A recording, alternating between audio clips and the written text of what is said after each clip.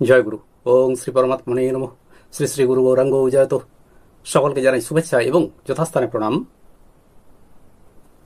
শ্রীমদ্ ভগবত গীতা অষ্টম অধ্যায় অক্ষর ব্রহ্মযোগ এর আগের শ্লোকে আমরা পেলাম শ্রী ভগবান বললেন যে মানুষ মরবার সময় যে যে ভাব নিয়ে দেহ ত্যাগ করেন তিনি পরবর্তীকালে সেই প্রকার গতি প্রাপ্ত হন।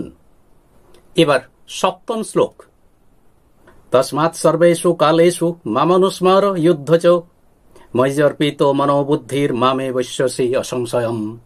শ্লোকটির অর্থ হল, অতএব তুমি সকল সময় আমাকে স্মরণ করো আর যুদ্ধও করো। আমাতে মন ও বুদ্ধি সমর্পণ করলে তুমি নিঃসন্দেহে আমাকেই লাভ করবে। শ্লোকটির প্রথম চরণে শ্রী ভগবান বললেন তস্মাৎ সর্বেষু কালেষু, আরো বললেন মামনুস্মর যুদ্ধচ, অর্থাৎ এখানে দুটো কাজের কথা বলেছেন। প্রথমত সর্বেষু কালেষু মামনুস্মর, যে সব সময় শ্রী ভগবানের কথা চিন্তা করতে হয়। আবার বললেন যুদ্ধ চ, অর্থাৎ এবং যুদ্ধ, অর্থাৎ যুদ্ধের কথা বললেন, অর্জুনকে যুদ্ধ করতে বললেন। এখানে বুঝতে হবে যে সর্বেষু কালেষু এই শব্দ দুটোর দ্বারা, এই পদ দুটোর দ্বারা শ্রী ভগবান সর্বেষু কালেষু যুদ্ধ করার কথা বলেন নাই, অর্থাৎ চিরকাল যুদ্ধ করে দিতে হবে এটা কিন্তু নয়। সর্বেষু কালেষু পদ দুটোর দ্বারা তিনি বলতে চেয়েছেন যে সর্বেষু কালেষু চিরকাল শ্রী ভগবানের স্মরণ করতে হয়। কারণ যুদ্ধ সব সময় হতে পারে না, সারাক্ষণ হতে পারে না। আর যে কোনো ক্রিয়ার শুরু যেমন থাকে তার অন্তিম লগ্ন থাকে, অর্থাৎ শুরুও থাকে আর শেষও হয়। অর্থাৎ যে কোনো ক্রিয়াই একটা নির্দিষ্ট সময় ধরেই চলতে থাকে। কিন্তু আমাদের উদ্দেশ্য যদি ভগবত প্রাপ্তি হয় তাহলে ভগবত স্মরণের ব্যাপারে, এই ভগবত স্মরণের ব্যাপারে কোনো নির্দিষ্ট সময়ের ব্যাপার হয় না। অর্থাৎ নির্দিষ্ট সময় ধরে শ্রী ভগবানের স্মরণ করব, ভগবানের আরাধনা করব, নাম জপ করব, এটি নয়।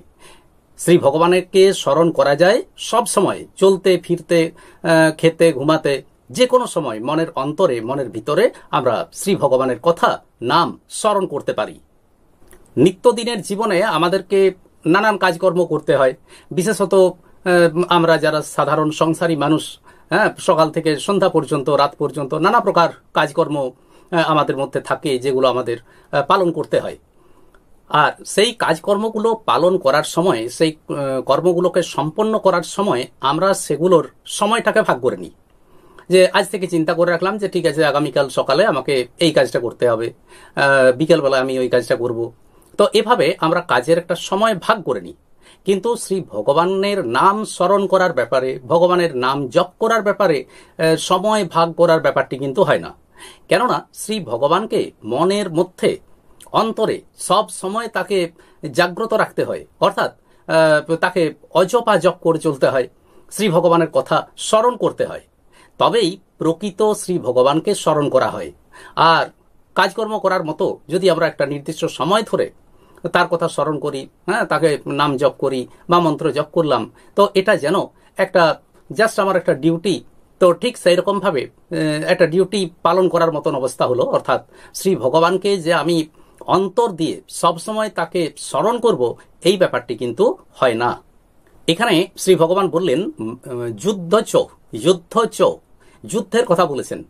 তো যুদ্ধ বলতে অর্জুনের কাছে এখন যেটি কর্তব্য কর্ম, সেটি হলো যুদ্ধ করা। আমরা দেখলাম যে অর্জুন বিষাদযোগ, গীতার প্রথমেই অর্জুন বিষাদাচ্ছন্ন হয়ে পড়েছেন। আত্মীয় স্বজনদেরকে দেখে তিনি যুদ্ধ করতে চাইছেন না। ভগবান শ্রীকৃষ্ণ তাকে বোঝালেন যে পণ্ডিতগণের মধ্যে এই প্রকার যে চিন্তা ভাবনা বা পণ্ডিতগণ যে কর্তব্য কর্মের সময় মুহ্যমান হয়ে পড়েন, এটি কিন্তু পণ্ডিতদের লক্ষণ নয়। কাজেই অর্জুনের পক্ষে এই যুদ্ধের সময় এইভাবে বিষাদাচ্ছন্ন হয়ে পড়া উচিত হয়নি।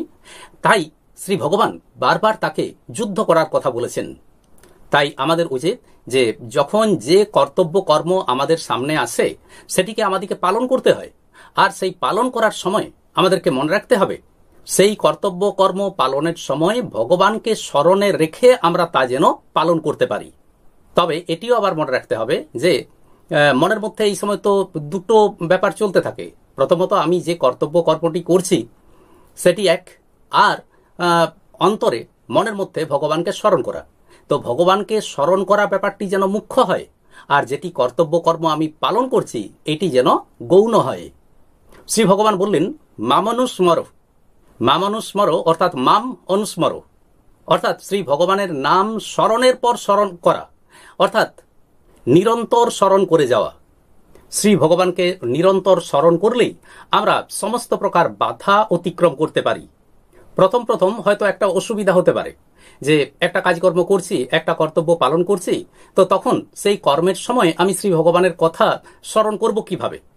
কেননা সেই কাজের সময় তো আমার মনটা সেই কাজটার দিকেই আমার মন পড়ে আছে, অর্থাৎ সেটাকে চিন্তা করছি, সেটাকে ভাবছি, সেই নিয়ে কর্ম করছি। কিন্তু ব্যাপার হলো কর্ম করার সাথে সাথে মনেরই একটা অংশকে মনে রাখতে হবে, অর্থাৎ মনকে এমনভাবে পরিচালিত করতে হবে যাতে করে আমরা এটা মনে করতে পারি, আমরা যেন এটা মনে করতে পারি যে শ্রী ভগবান আমাদের আপন, তার সাথে আমাদের একটা আপনত্বের সম্পর্ক আছে। আর এই আপন ভাব যত দৃঢ় হয়, ভগবানের কথা স্মরণ তত সহজ হয় এবং সবসময় মনের মধ্যে শ্রী ভগবানের স্মরণ হতেই থাকে।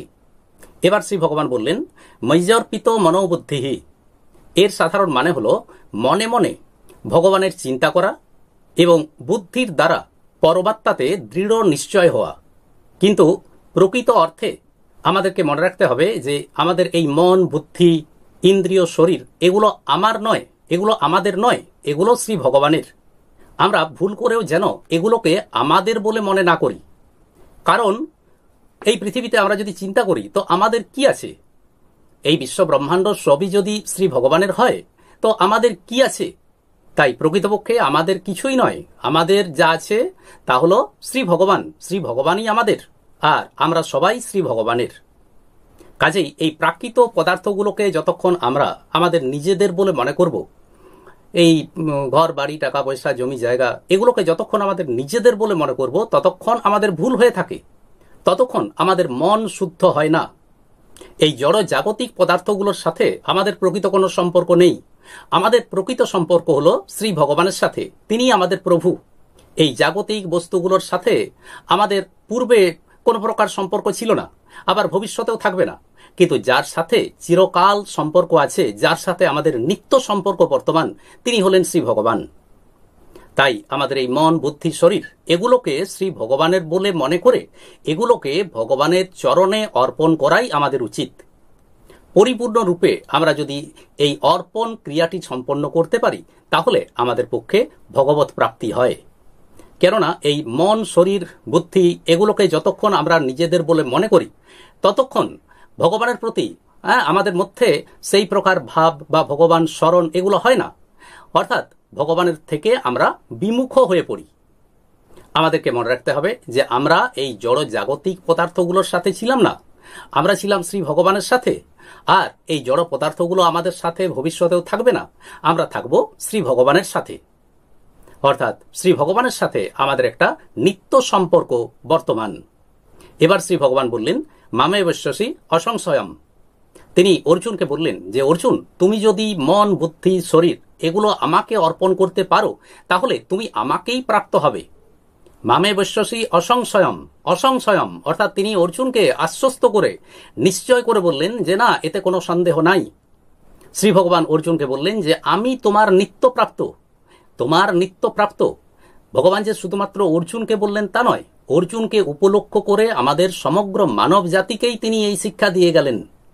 আমাদের অনেক সময় মনে হয় যে আমরা সাধনা করছি, ভজনা করছি, নাম জপ করছি, কিন্তু কই ভগবানকে তো লাভ করছি না, ভগবত প্রাপ্তি তো আমাদের হচ্ছে না। এর কারণ হলো যে আমরা এই শরীর, মন, বুদ্ধি, জগৎ, জাগতিক পদার্থ এগুলোকে নিজের বলে মনে করি, এগুলোর সাথে আমরা একটা সম্পর্ক স্থাপন করি, আর ভগবানে আমরা বিমুখ হয়ে পড়ি। কিন্তু আমরা যদি এই জড় জাগতিক মায়া, সমস্ত প্রকার আসক্তি, দেশ, রাগ এগুলোকে আমরা যদি ত্যাগ করতে পারি এবং মন, বুদ্ধি, এই শরীর, ইন্দ্রিয় সমস্ত কিছুই শ্রী ভগবানের চরণে অর্পণ করে অনুক্ষণ আমরা যদি শ্রী ভগবানের নাম জপ করে চলতে পারি, তার স্মরণ করতে পারি, তবেই তার সাথে আমাদের যে নিত্য সম্পর্ক সেটি আমাদের কাছে প্রকটিত হয়, আর তখন আমাদের পক্ষে ভগবত প্রাপ্তি ঘটে। আজ এই পর্যন্তই। আসুন এবার শ্রী ভগবানের মহামন্ত্র জপ করি। হরে কৃষ্ণ কৃষ্ণ কৃষ্ণ হরে হরে, হরে রাম রাম রাম হরে হরে। নমস্কার।